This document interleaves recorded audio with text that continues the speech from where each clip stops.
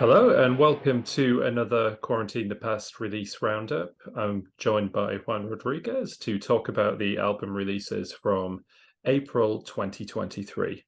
So we're going to kick things off with a big one.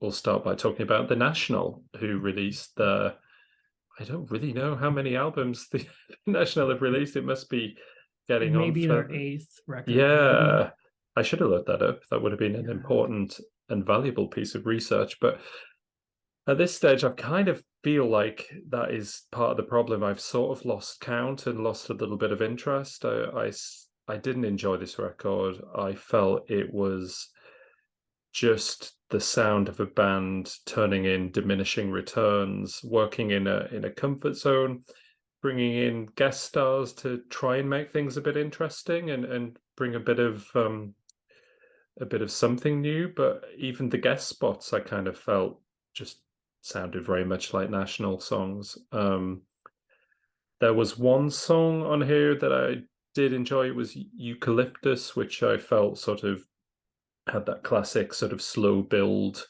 coming up to a bit of a crescendo at the end. But other than that, a lot of it sounded very slow to mid-tempo at best. And the whole thing had just quite a pedestrian vibe to it. I don't know. Am I out of line? I've seen some positive reviews, but I just don't see it.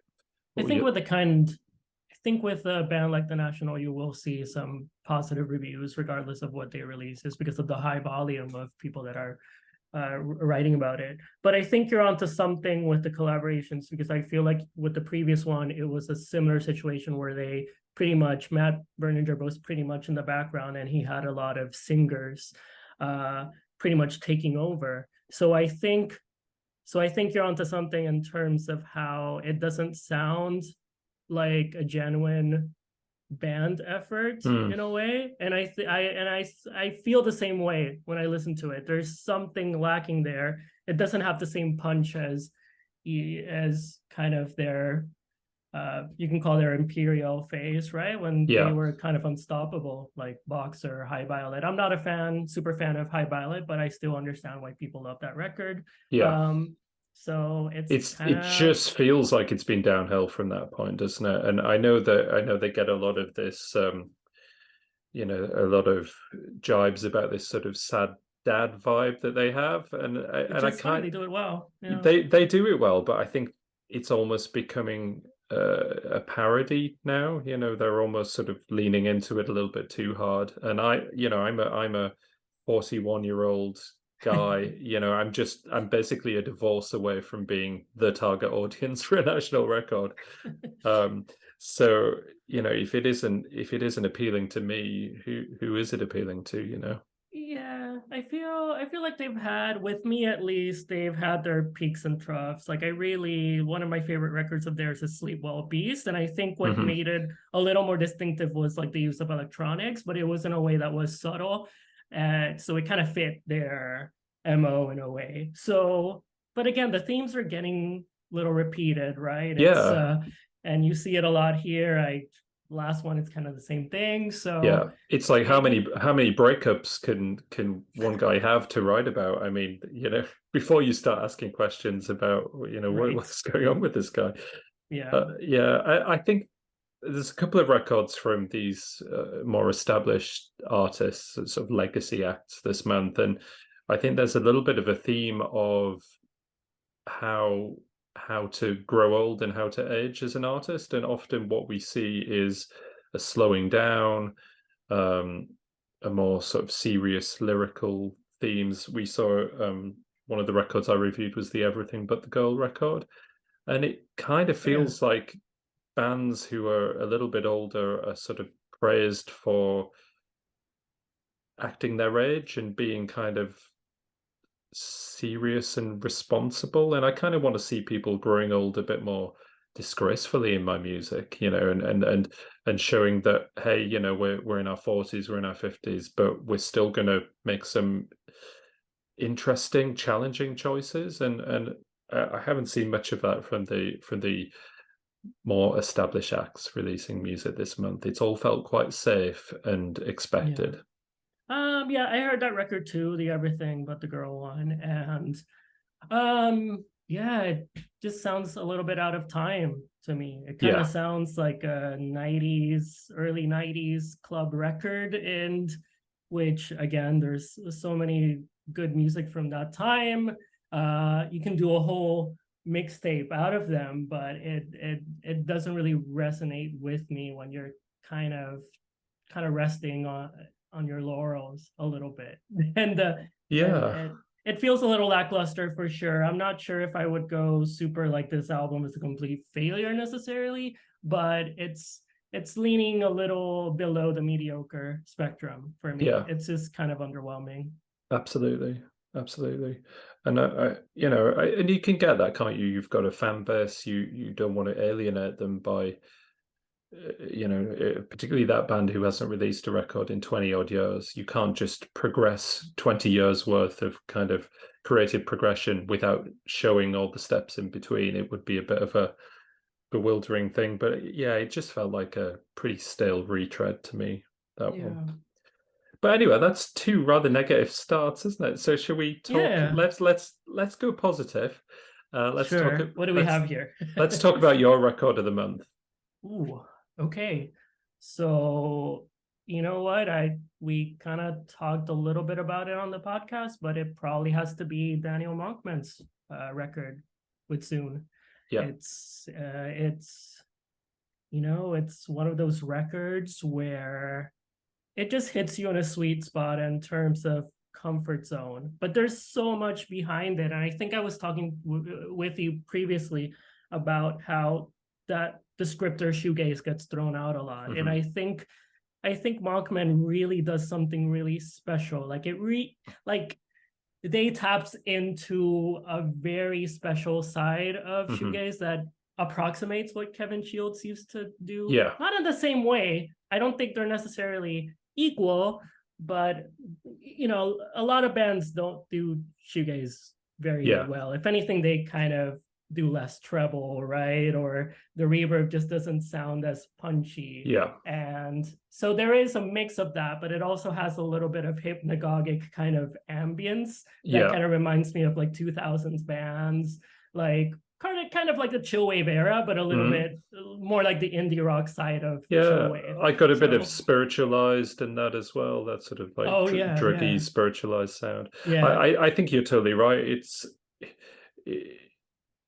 A lot of people, if they were going to release a record influenced by Loveless, or if they loved that record and thought, I'm going to make a record like Loveless, they would be aping the guitar sound primarily. They'd be kind of, how can I get that glide guitar sound that Shields had going on, and I think Monkman does something more intelligent, really. I think rather than aping the guitar sound, they ape the feel of the record, and it's almost like it's influenced by the blueprint for Loveless rather than the finished product. The same sort of mood and themes in the music. It sounds much more organic and natural than a lot of shoegaze records as well. I just loved it. Another band it reminded me of was, I think I said this on the last podcast, but I'm going to say it again anyway. It is a Sunny Day in Glasgow, who who sort of touched upon a similar kind of space. They did something really special back then that just kind of I'm sad that it kind of fizzled out. And that was a great record. I think it was their debut. I can't remember. They had a couple. Ash's Grammar, which was the one that came afterwards, a fantastic one too. If you've never heard that one, it was kind of like the debut, but a little more ambitious. So but this is special, and this could easily wind up being my favorite record released in April. I think I just want to live with it a little more and see how it develops. But definitely a headphone record as well, isn't it? I think absolutely. I do want to say that there's also not a lot of collaborations, but they're very suitable, like Owen Pallett. I think he used to be called Final Fantasy, right? I kind of forget, but brings some instrumentation, more Baroque kind of strings, and it really emphasizes and elevates the mood in some of the tracks too. So yeah, good, really good to bring Owen as well. Yeah, absolutely. And yeah, I think it's, if you like any strand of shoegaze, it's worth checking out, because it's been a while since I've heard some good records from the shoegaze sphere, but this is the first one that I'd say is more than just a kind of a tribute to the genre heavyweights. This is someone carving out their own little space in this niche genre, and it's there's not that much space left to carve out, because I just wanted to say that a lot of the shoegaze that you kind of described just kind of goes for that butch vig kind of big muff pedal kind of sound, and this doesn't have any relevance to that, I feel. So no. Yeah, it's a great record. Check it out. We can't I can't I'm not sure how to pronounce the title, but just look it up on a streaming service. It's a great record. Right, I'm going to talk about my record of the month. It's another fairly big album release. It's the Wednesday record, Rats So God. Which I reviewed. Yeah, this was just a really good, satisfying indie rock record. I hadn't listened too much to Wednesday. I'd heard a couple of tracks. I tried to get into the MJ Lenderman record last year, and quite a lot of people have told me how great that record was, and I really, really wanted to like it. Same. And I like the idea of it, and I like a few things stylistically that he does. But for me, there was just something missing ever so slightly in the songwriting and the quality control. But it was certainly intriguing and like enough to make me interested to see what he does next. I like Wednesday a lot more than MJ Lenderman, and they have just really stepped up a level or two on this record. It's just a phenomenal record. There's some really satisfying guitars. The songwriting's top notch. There's these little vignettes about kind of small town Americana, and in a similar sort of way that the drive-by truckers tap into that similar sort of themes. I just love the record. I think it's really, really great. It's not a perfect record. There's a few little missteps, but it's some of the best indie rock of the year, I think.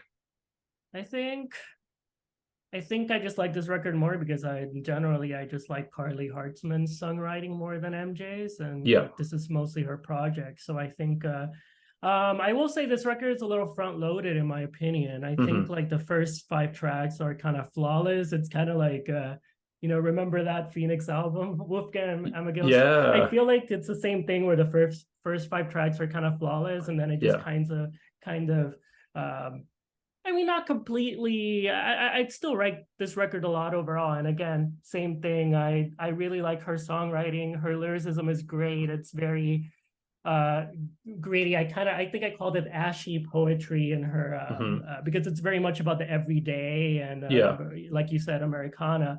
Just that kind of tapping into that. But there's the rawness of the more 90s college rock tracks are really well written. If anything, they're one of the more exciting bands doing this sound because there's a lot of them right now, but they're really doing it in a more visceral way. It made me think of, if you like Speedy Ortiz, maybe it kind of approximates that, but still it's better even in my opinion. So and I think they nail that sound, don't they? I mean, some of the guitars sound like they could come off a Smashing Pumpkins album from the from the sort of mid-90s or something. It does sound, I mean, it's really well done, they clearly love their music and are scholars of music. I think a lot of the other artists that you hear tapping into the sound, and maybe it's a little bit more the idea of the sound and the style of the era, but I think they're tapping into the substance of the era a bit more. And they did a covers record last year, I think they released, and they had a cover of I Am the Cosmos on there, and any band that covers I Am the Cosmos by Chris Bell is, that's me.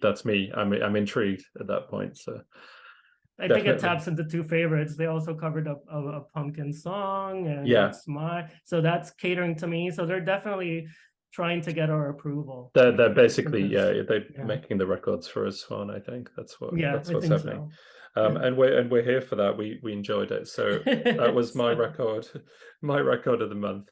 So we're going to take a quick break, and then we're going to come back and talk about lots more music. We've got some folk, some singer-songwriter, then we've got some noise, and a bit of R&B and pop as well. All right. So lots more to come. Yeah, we'll take a short break and be right back. Welcome back to Quarantine the Past's release roundup for April 2023. We've talked about our records of the month. We've talked about the national. We're going to go into singer-songwriter territory, talk about a bit of folk, a little bit of the more experimental end of the singer-songwriter spectrum as well. But yeah, this is going to be more about individual artists and their visions. So quite a lot of singer-songwriter stuff this month. I think you're probably better versed in it, Juan, so you can just rattle off your thoughts and I'll chip in as we go along. The first record was that I had down on the run sheet was Feist, who had a new album out. Another sort of long time No Ripcord favorite from back in the early days. I haven't heard this one, so you'll have to fill me in. I'll go briefly into some of my thoughts. I mean, the thing with Feist is that you never expect what she's going to do, right? I put her in the folk category because this is very much a more understated folk album, as opposed to some of her more pop-oriented records. But I should mention that Leslie's new album, Multitudes, I think it's called, it's understated but at the same time, it gets rowdier and a little bit more direct than you expected at parts. In my opinion, I think that works against the overall intent a little bit, if I'm being honest, but you can always count on her writing some really thought-provoking lyrics, and that's essentially the album's strong suit, even if I'm not completely on board with how it kind of doesn't mesh at times musically, in my opinion. Yeah, well, it's always encouraging to get that bit of variety, isn't it? It's not like she's just treading water and doing the same thing musically. I must say I haven't really checked in with her music for a while, so might have to give that one a spin. Next we've got Jana Horn. I like this one a lot, and I'm happy that I heard her debut, and I think I wrote about it when it came out, and I knew she was onto something special. I felt that there was so much potential, and you know what? The potential is hit on this one.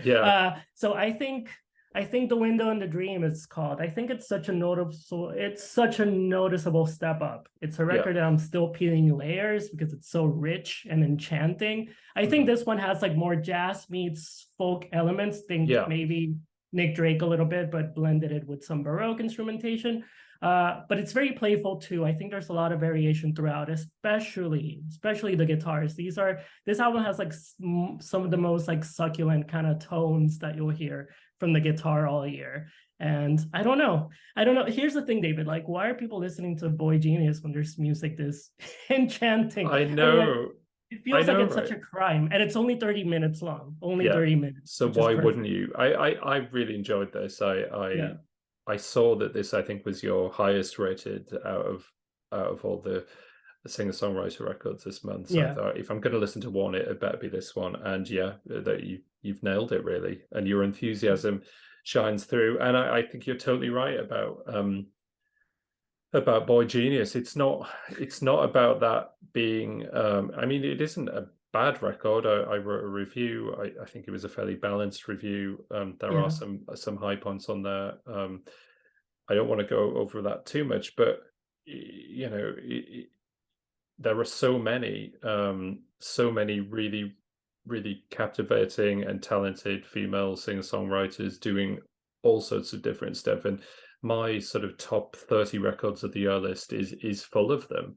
You know, maybe not in the top 5 places, but we talked about Meg Baird, we talked about Rosie Plain. Those are all creeping in my list exactly around that top 20. So, and these, you know, there's so many great, and we're going to come up to another couple in a second. So, there's so much out there that I think is just much.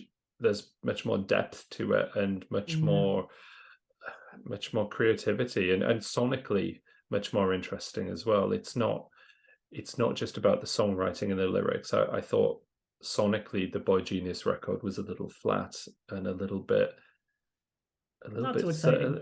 just a little bit safe and a bit you know, formulaic actually as well. I agree. Like there was a lot of compromise going on, and it all ended up coming out sort of the same sort of color really. But yeah, some of these records are great. The Cara Jackson was another one I did listen to a little bit. There's the song titles pulled me in on this one. There's some I thought, I've got to hear what this sounds like, because you know, you don't really get titles like this on a folk record.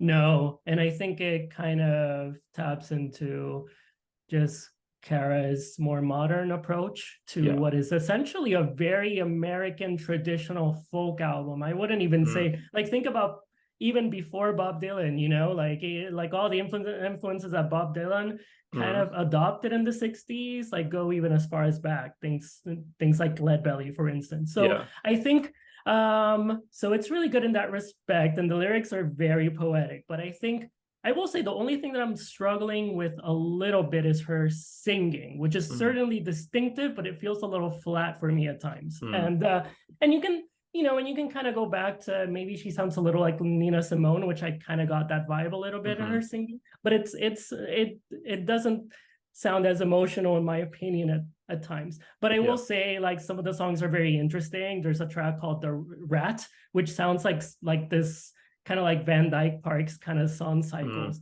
You know, it's like 8 minutes long. It has so many very orchestrated and so beautiful, and there's a lot of that in this record. Yeah, it's a bold record, isn't it? Even if it doesn't hit the mark all the time, it's right. And there's humor. I like the humor in there as well. Which you don't always get. It's often quite a serious genre folk, isn't it? You know. So that was good. Susanne Sundfør, Norwegian singer-songwriter. I listened to this and thought, what the hell am I listening to? There's this sort of really really slow burning piece that gives way to this spoken word monologue, and I was like, this is kind of challenging. You know, I'm trying to pack a bit of music in to prepare myself for the podcast, and I thought, okay, well, I'm gonna stick with it because I've seen some good reviews. And then it just turned into this lovely suite of songs that were just really beautifully rendered, and some of the best examples of this genre. And I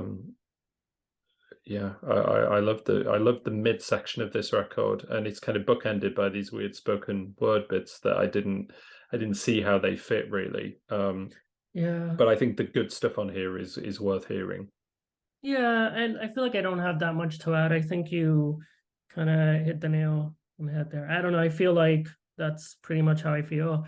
I don't know. It feels like on paper it has everything that I love about a kind of a folk album, and it doesn't super hit the mark for me, but I don't think it's a bad album either by any means. And I'm okay with the spoken word. I mean, for the most part, it just, I don't know, sometimes you don't understand how something can hit and something doesn't. And sometimes it goes back to the tunefulness of a tone or a sound. And I think I feel like even if the songs are so very expertly written, it just sometimes doesn't, for some reason, completely hit on that emotional level for me, I guess.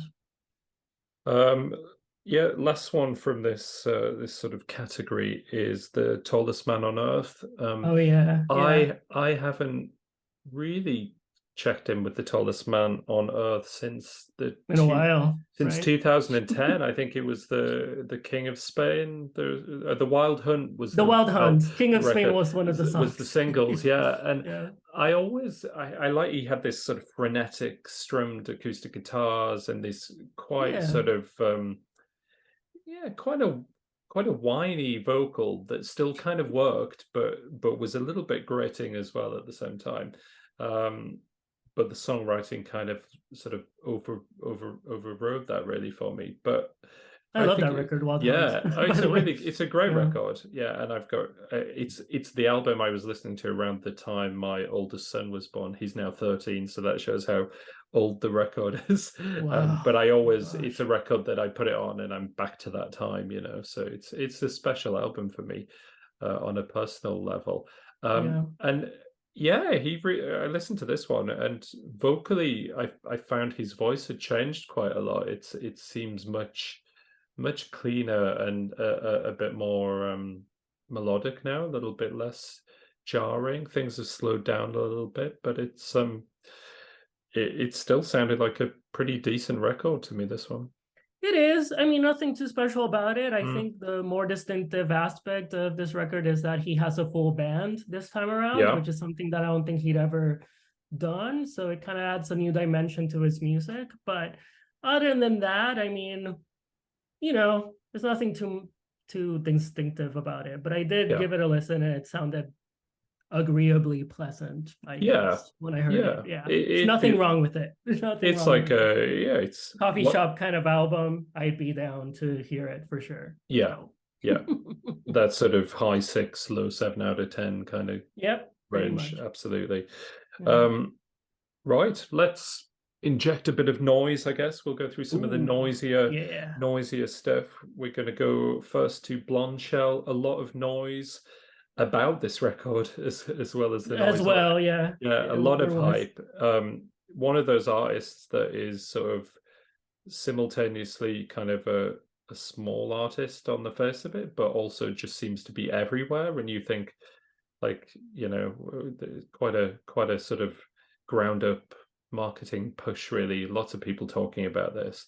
I listened to it. I kind of very much heard what was sort of being aimed for, really. I've kind of written down 90s alt rock cosplay, which kind of seems really mean, but I don't mean it in a mean way. It sounded like someone having fun with that sound, but I didn't love it. I didn't find the songwriting particularly inspiring. It does kind of hit like 90s by the numbers, and I think this is kind of emblematic of how trends kind of happen every 20 or so years. I feel like it kind of happened in the 90s as well, when you're trying to find the next big artist trying to do a sound that kind of goes through a rebirth. And I think Blondshell was part of it. I feel like the marketing was kind of annoying because she had like these very evocative kind of pictures of herself like in a bathtub and looking a little kind of like Sky Ferreira kind of, you know, a little, you know, distraught, and you know, that stuff kind of like rubs me the wrong way a little bit. And you know, I don't like to talk about necessarily the artist's background, because she did have a pretty good, kind of like Clara a little bit, read into her background. She does have a lot of money behind her, although weirdly she's on Partisan Records, which is a pretty, I think it's a UK label, so you know, pretty good. So again, it's a hard album to dislike because it has so many of the tenets of alt rock that I tend to like, and the songwriting is pretty funny at parts too, which I think is pretty cool. But at the end of the day, is this really kind of sticking out of all the other stuff that's around? Not really. So, but you know, I feel like it's in a way, like I had a similar reaction to Wet Leg as well. It kind of it immediately sort of raises a smile, but I don't see why I would come back to it. And I haven't had any desire to go back to Wet Leg at all.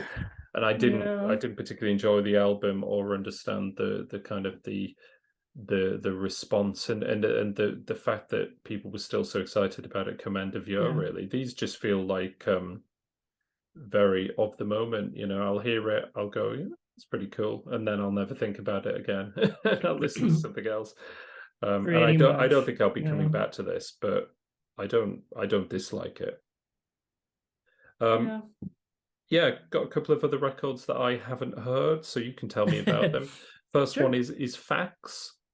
Facts, yeah. I feel like we sometimes don't talk about like the grittier kind of side of noise, and I feel like this was a good example because it's like one of those records where you can imagine it like 6 tracks, like 35 to 40 minutes. So know there's gonna be like some long tracks here, and there's like a 19-minute long track here. But my best way to describe it, it's kind of like metallic post-punk, but with a post-rock bend. A little bit, so it kind of has dark electronic elements. This band kind of rose up the ashes of a similar project from Chicago called Disappears that I think even Lee Ronaldo played drums back in the day. So I think if you don't know about this band, I think a good reference point, even if they don't sound like them, is the band Liars. So they kind of approach a similar terrain for people who maybe don't know them, and to kind of make a connection. It's kind of creepy, dark. The lyrics are kind of like shouty, in that Jesus Lizard kind of way too. But it's very minimalist, some electronic textures. It's a very interesting album. I feel like, Sean, if you're listening, I don't know if you've heard this one, but I think this one's right I was up thinking, your alley. Just when you said we don't talk about the grittier side of noise, I thought this is going to be a Sean record, isn't it? So I think it is. I hope you've heard it. So if you're listening. I'm intrigued though. I mean, you mentioned enough. I think I don't sort of dwell too often in that sort of area of noise, but there are occasionally those records that sort of cross over into my territory. Because I like those elements that you mentioned, you drop Liars, Sonic Youth, Jesus Lizard. I'm intrigued, and 19 minutes post rock kind of meets post punk. I'll give that one a try. Indigo De Souza, another one I haven't heard. I feel like this would have been like a good transition with Blondshell, because Indigo kind of does the same thing. Singer-songwriter from North Carolina, to Appalachian singer-songwriter. Very guitar-driven pop, right? Lots of angst in the songs. Very, very disturbing kind of lyrics at times. Like, she's like very forthright about her emotions, and I kind of appreciate that a little bit more. But this one's a little bit more anthemic than her previous one. I think in my quick review, I said that one or two of the tracks sounded a little bit like Broken Social Scene. So it's not all angst. There's a lot of very pretty indie pop songs as well too, but very vulnerable songwriting. Give it a listen. For sure. And Petite Noir is the last one that I've got in our noise list. And again, I'm sorry, I've got nothing to add, but you can tell me a little bit about it. No, that's fine. I mean, I kind of heard this one because I remember he'd been around for a little bit a few years ago, and I really liked this record, and I feel like this one kind of slipped a little under the radar, but I think you should all give it a listen. I mean, I think it's not as strong as that record, but I think he's tapping a little bit more into his personality as an artist, instead of just like making a really good record with kind of electronic and pop textures. So give this one a listen. I mean, Petite Noir is somebody that I always pay attention to when he releases new music. So and super quick, while we're in noisy territories, tell me about the new Metallica. Oh yeah, I feel like for the mainstream hard rock people out there, I did listen to Metallica. I like this band. I've always had. I mean, I will say it's a very consistent record. It kind of evokes their 80s period, but it kind of sounds a little labored at parts. It's like them trying really hard to like get that cred back from the metal community, in a sense, and possibly leaning into the Stranger Things kind of the attention from that new audience who are kind of hearing that 80s sound through that show, perhaps. But if I'm sure any Metallica fan would have heard it at this time, but for the purists, it kind of sounds more like the Black Album, which is like the one that has like Unforgiven Enter Sandman. It kind of goes for that direction, although it doesn't have like the same peaks. I will say I'm a little surprised how like the drumming sounds really good. I've never been like a super fan of Lars Ulrich, but you know what? He does a really good job. So I'm surprised about it. The lyricism is all over the place. It's super ridiculous at times. Which you expect. It's and there's some songs that sound like facsimiles of like old Metallica. There's a song called You Must Burn that sounds almost identical to Sad But True, which is another song from the Black album as well. It's too long. It's 75 minutes. I don't know if I want to hear 75 minutes of Metallica kind of going through the motions of parts. But I feel like, if it sounds like there's some elements of fun there, at least. For sure, but I feel like not enough. Like I feel like Metallica was a fairly okay band doing more pop tracks, and this one doesn't really have it, because again, it's trying to do more of a classic 80s album, like but not sounding as fast, or as they're getting older, obviously, so you can't expect that. So okay, well, let's go from one group of fairly senior guys to an even more senior citizen, and we talked about growing old gracefully versus growing old disgracefully earlier on. and I just wanted to talk briefly about the Smokey Robinson record. I was like, what, which one? Where is this going? So this is the delightfully titled GASMS, which is just something that I did not expect to be talking about at all this month. So you took one for the team and braved GASMS. So tell us about your experience. You know what? It's hard to hate this album because Smokey is such a legend, and I'm just glad that he's around making a record that in my opinion, is better than it has any right to be at this point in he's like 86, right? I think so. It's more meticulous and considered than you'd expect, even if I think it's pretty smart that he called it GASMS. It really got everyone's attention, really. The music sounds really impeccable. The lyrics are a little saucy for an old man, sure, but why not? Why not? I mean, just let Smokey live. It's not a failure. Sure. If you have a track talking about GASMS and it's ridiculous, and songs called "You Fill Me Up." It's kind of weird, but it's okay. Just let Smokey do his thing.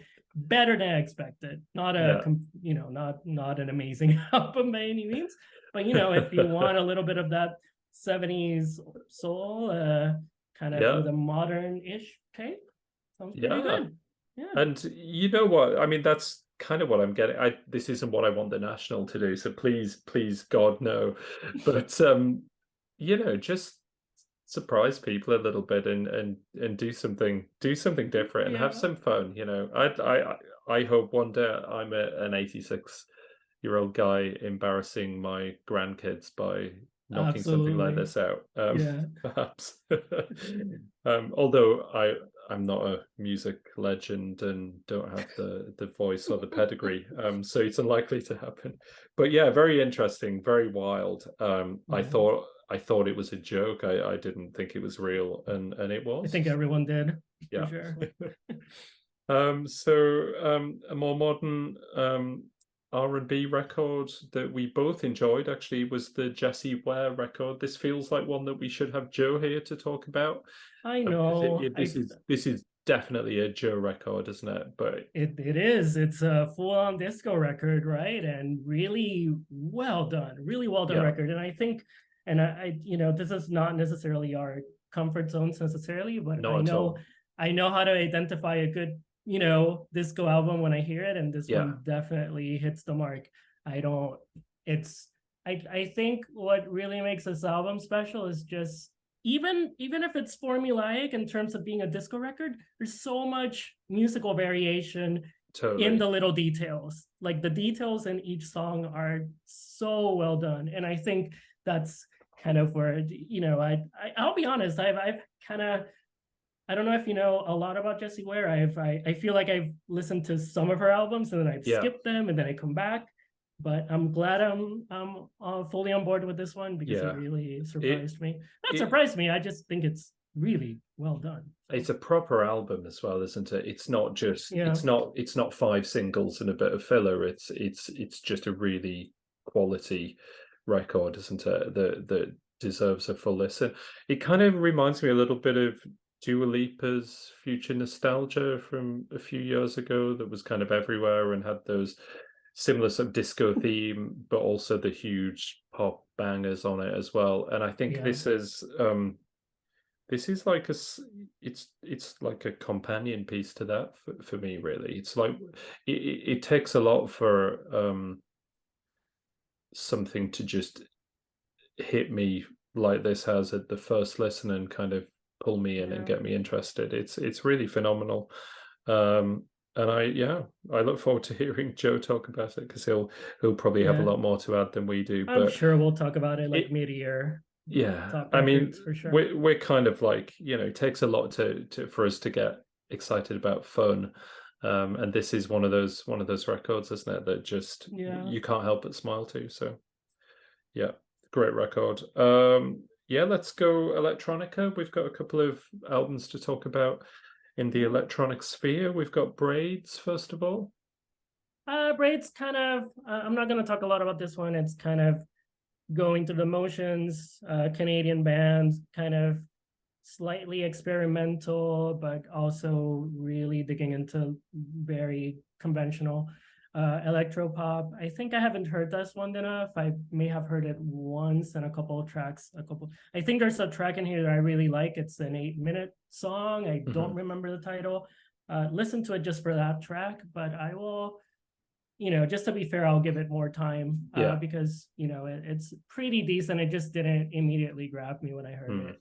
But at least there's one good track. It's better than nothing. Oh yeah. At least, more than most people. Yeah, most artists. So. And then Yaeji was the other one that I know Gabby's been raving about this one too, I think. Yeah, no, she has, and I kind of agree with her too. I mean, it's one of these records that rallies against a lot of things like her heritage and kind of memories of childhood, and just even the violence against Asian Americans right now that is, it's especially in the US, which is, very unfortunate as well. And she's really tapping into some very heavy topics, but at the same time, the music sounds very airy, but also very involved, and it's very creative throughout. You're not necessarily going to hear the same track, even if it has 2 times over, even if there's kind of like a sonic ambience throughout that I kind of noticed.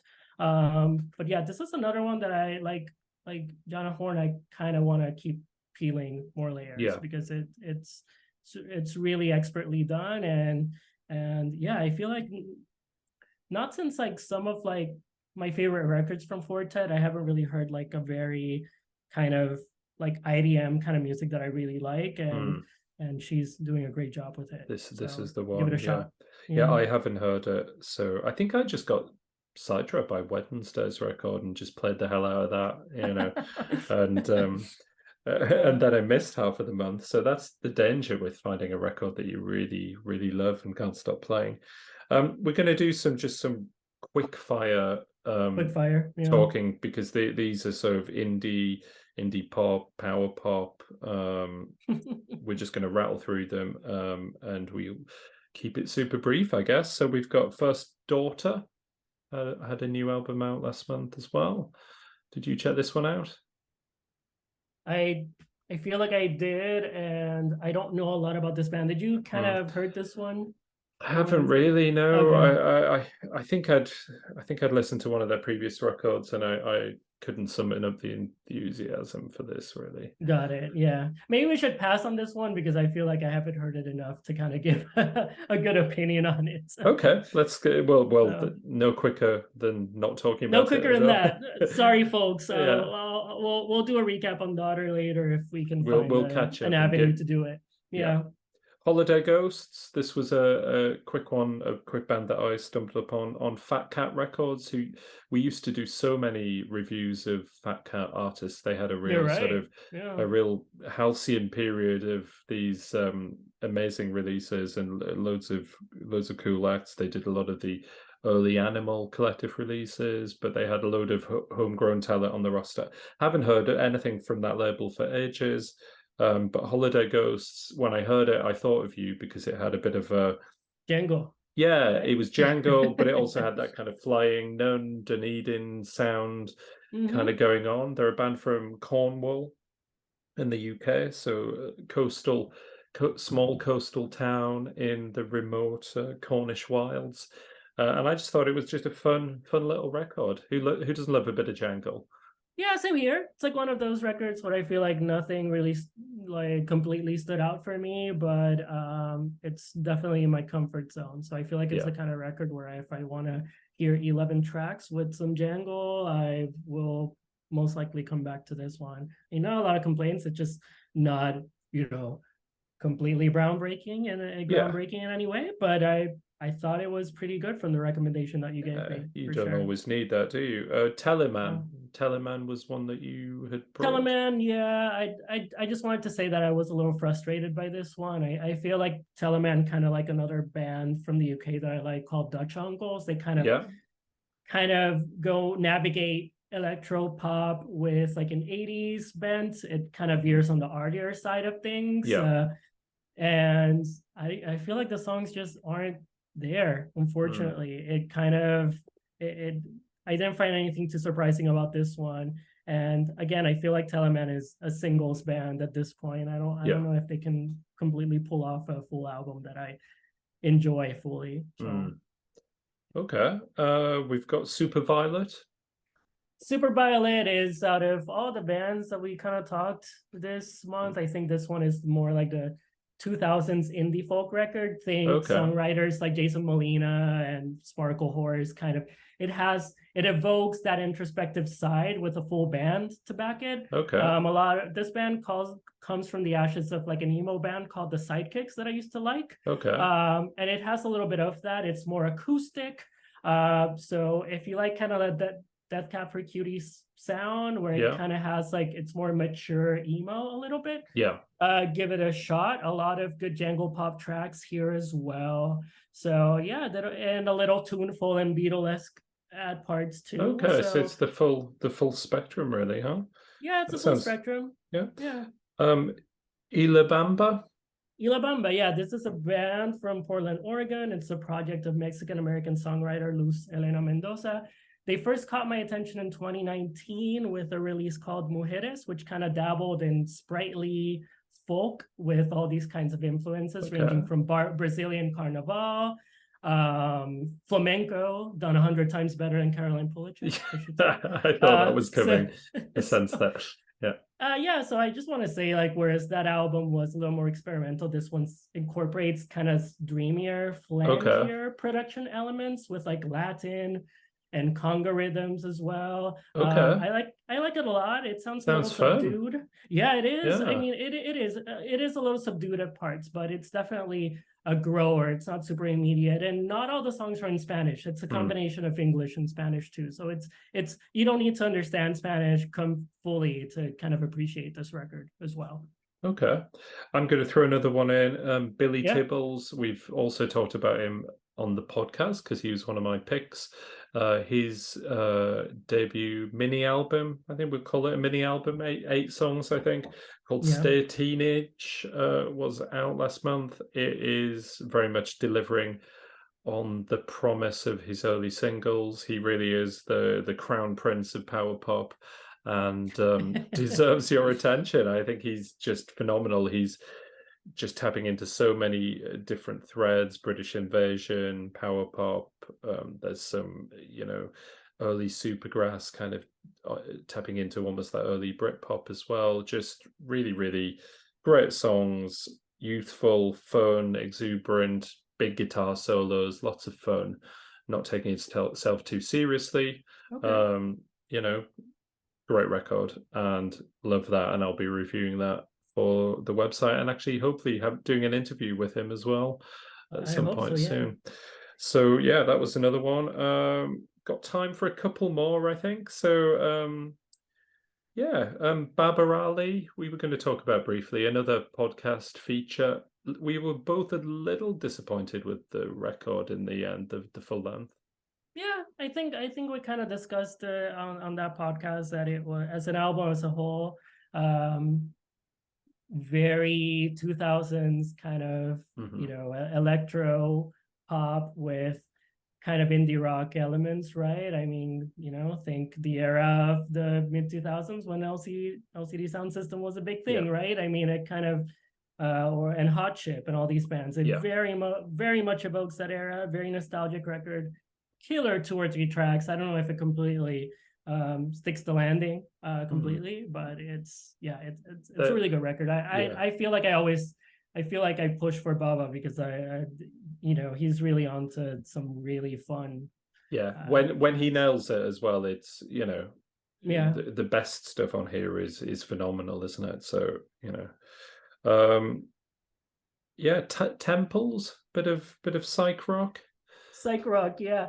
I don't know. I feel like with this band, I'm surprised that they have a larger fan base, and and I don't mean to disrespect in any way. I'm glad they're around, but I feel like now that Kevin Parker of Tame Impala has kind of veered into more pop territory, Temples is kind of very much playing in that similar sound to that first album of Tame Impala's Inner Speaker. There's some growth here. I mean, it evokes a lot of popular music in recent years, but still sounds very psych pop. There's a track called Oval Stones that sounds literally like Tighten Up, the Black Keys song, but in a psych kind of way with a psychedelic tinge. So there's a lot of that where they're really trying to gun into that festival circuit with some great songs. So it sounds great, very greatly produced, not very original, but I still don't know who this band is, and that's a problem. Like, I still don't know what their personality